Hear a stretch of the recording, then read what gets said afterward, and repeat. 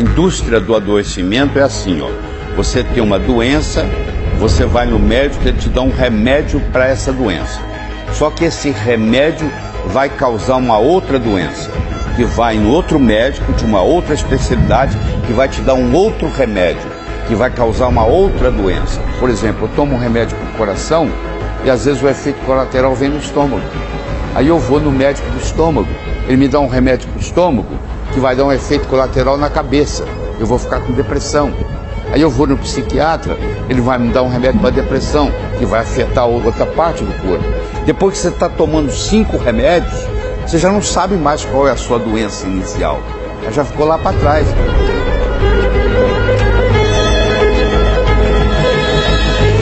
R$ 85% da verba do SUS é gasta nos últimos 2 anos de vida do brasileiro. Ou seja, o indivíduo vive errado a vida inteira e não vale nada, ele vai morrer de qualquer jeito. E segundo, o remédio não cura nada. O remédio remedia.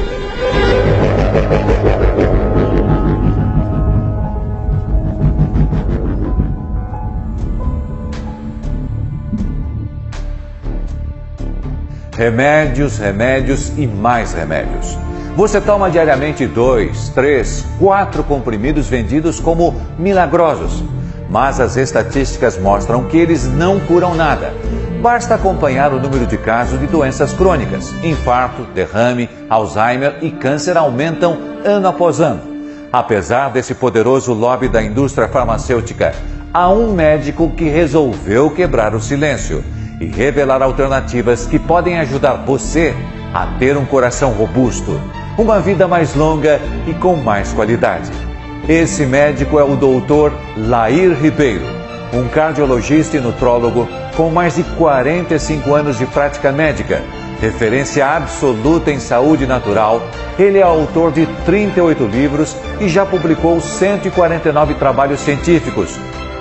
Meu nome é Júlio Franco e eu acompanharei vocês nos próximos dias. Seja muito bem-vindo à série Curas Proibidas. Eu tive a oportunidade de trabalhar 5 anos e meio na indústria farmacêutica americana, que é a maior do mundo. Então eu tive uma experiência muito grande no que diz respeito a desenvolvimento de droga, aprovação de droga, porque eu percebi durante esse período, na indústria farmacêutica é assim, você não pode ter um remédio que mata, porque se matar dá processo. E você também não tem uma ênfase grande em produzir remédio que cura, porque aí o cara não compra mais. Você tem que ter um remédio que nem mata, nem cura. Esse é o cliente ideal. Por isso ele chama indústria. Está ali para faturar. O foco não é a saúde. A finalidade é ganhar dinheiro.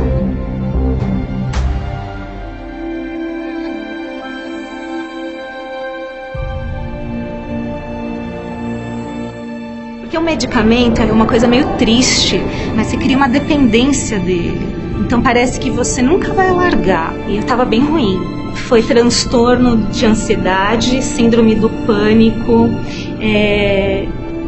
tensão pré-menstrual. Você está ali numa situação e você fala, será que isso que eu estou tomando realmente está fazendo efeito?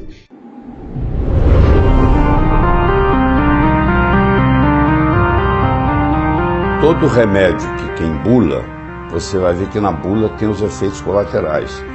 A maioria dos pacientes, se lê a bula, não toma um remédio. Comum, por exemplo, no diabetes tipo 2, que a pessoa toma remédio a vida inteira e a preocupação é baixar a glicemia. E tem vários estudos, o ACCORD, o ADVANCE, o estudo dos veteranos nos Estados Unidos, mostrando que aqueles pacientes que controlaram melhor a glicemia, o açúcar no sangue, morreram mais cedo. Quer dizer, o tratamento foi pior do que a doença.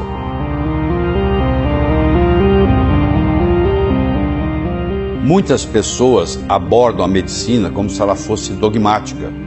É como se fosse um dogma. A religião tem dogmas. Na medicina não tem dogmas. Na medicina tem ciência. Ou é ou não é. Mas tem certas mentiras que vem sendo falado há tanto tempo e dá tanto dinheiro e comercializa tanta coisa em cima daquela mentira que ela acabou virando um dogma. E para destruir um dogma é muito difícil. Se você pegar um livro de 1920 de ginecologia e obstetrícia, lá está recomendando que quando uma mulher grávida começa a ficar muito nervosa, é sugerido que ela comece a fumar, porque a nicotina acalma. Hoje nós sabemos que uma mulher grávida não pode passar nem perto de quem está fumando. E isso era recomendado. Você vê, era um mito. Então, como tem esse mito, existem inúmeros mitos. O maior de todos que nós temos no momento é o mito do colesterol.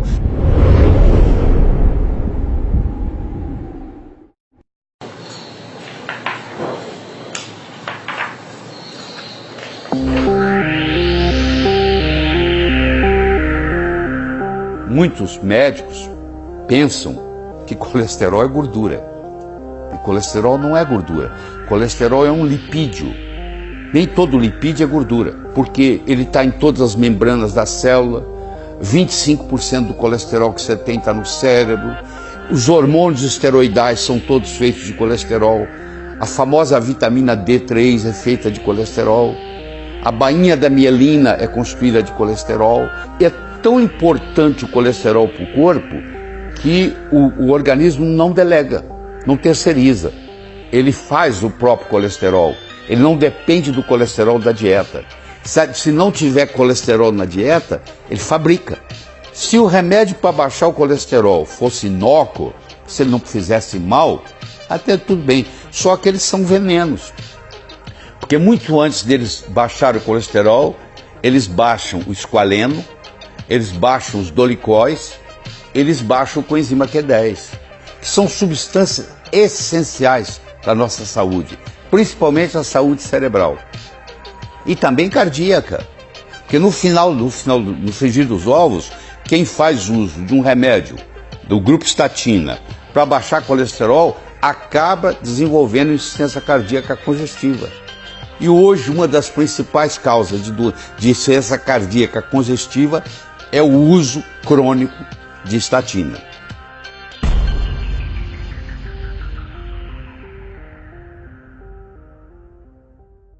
Meu pai, ele vem de uma família de cardíacos.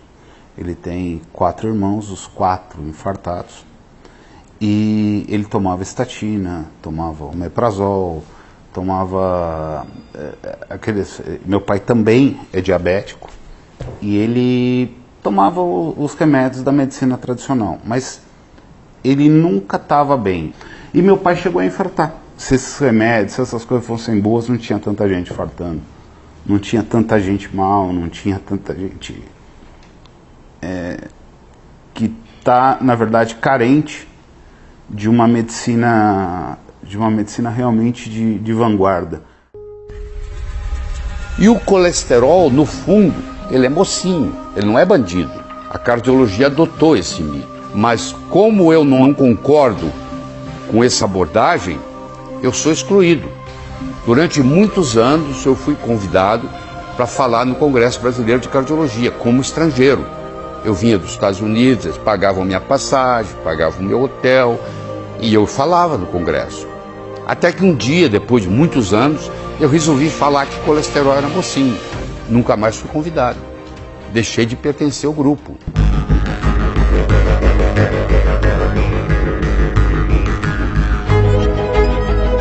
E aí lá onde eu morava nos Estados Unidos, tinha um indivíduo, já dos seus 86, 87 anos, que tinha uma lojinha de produtos naturais. E eu ia lá e ficava conversando com ele. E ele tinha um conhecimento muito grande. E ele foi me emprestando os livros, a minha cabeça foi mudando. Chegou uma hora, eu falei, bom, existe um outro caminho que leva a Roma. Eu quero explorar esse caminho.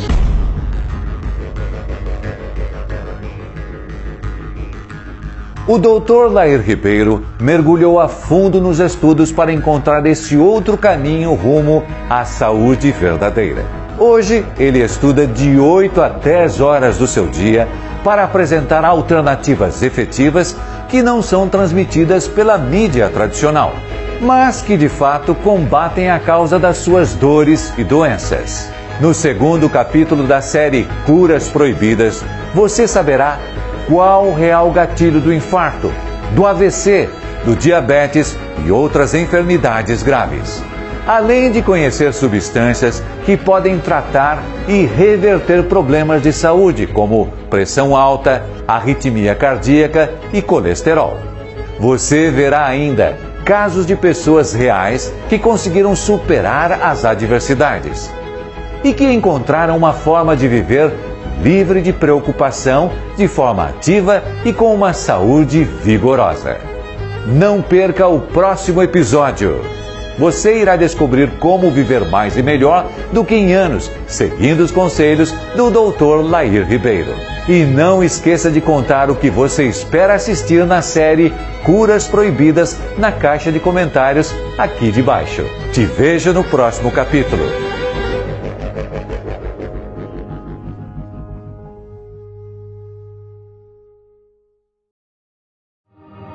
Porque o medicamento era uma coisa meio triste, mas você cria uma dependência dele. Então parece que você nunca vai largar. E eu tava bem ruim, eu não conseguia levantar da cama. O que tá acontecendo comigo? Porque você começa também a se culpar, então eu vou ter que sair da cama. Não conseguia fazer o movimento de levantar, não fazia. Foi transtorno de ansiedade, síndrome do pânico, tensão pré-menstrual. Chegou um ponto que eu não sentia nem melhor nem pior. Eu acho que também isso é muito ruim, porque no fato, assim, às vezes você tá ali numa situação e você fala, será que isso que eu tô tomando realmente tá fazendo efeito?